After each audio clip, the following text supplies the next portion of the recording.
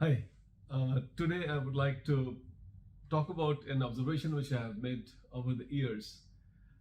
I find in the class there is a group of people who would be sitting together, they will be going for tea together, or they will be laughing together, and they would, when the result comes, a good number of them perform very good. This is something which I observed during my hostel days also. Now, in the hindsight, I can possibly see that.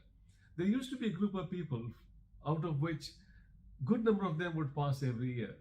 I remember my hostel days of Jubilee Hall in University of Delhi, where there would always be a group of people who would clear this examination, and they were together before the results came. So this made me think that what is there, what we have got in that peer group that you have got, which actually delivers result. Today, I would like to talk about that peer group and then how that helps in competition. In fact, if you go by the peer group by definition of it, you'd find that it's a group of people who have similar background, similar education, similar age, and most importantly, similar interests they have got. So this is where I find a group of friends and a peer group is different from my understanding. I'm not a sociologist to really go deeper into that. But what I find is that the interest holds them together.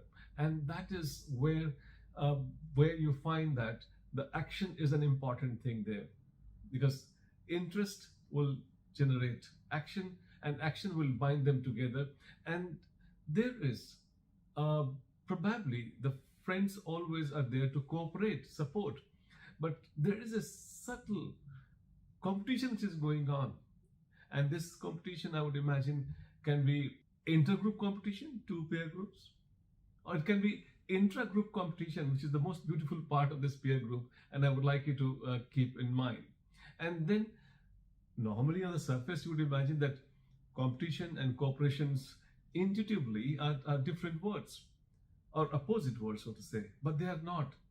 Most often, in majority of the circumstances, they are complementary to each other, because while you are competing, you are getting action to ensure that you remain part of that group, and in that process the competition is actually leading to a force which binds the group together. I would like you to be conscious of this phenomenon. I would like you to pick up your peer group correct, because peer group has got its own energy. They would gravitate, have those people coming to a common point. Like if you have a liking of drinking too much of tea, your peer group become a tea peer group, or a group of people watching movies, or whatever it is. You tend to attract people of similar nature. Here, I would like you to be very conscious when you select your peer group, because ultimately I would imagine you are an average of your peer group that you are. So choose them wisely, and then ensure that there is bound to be equal dose of advantage and disadvantage coming from the peer group. But depending on the nature of the peer group that you have identified for yourself, you would be reaping all the advantages and benefits. Be conscious of the group that you are part of. See how they are performing. What is their basic action? What is their agenda? What level that they have got? Sometimes you find it like they are all ahead of you and you're not able to do that. Kindle that competitive edge inside. Try competing with them so that you are one of those people and maybe better than them.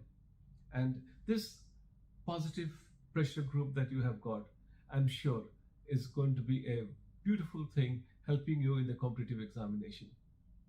My best wishes are with you.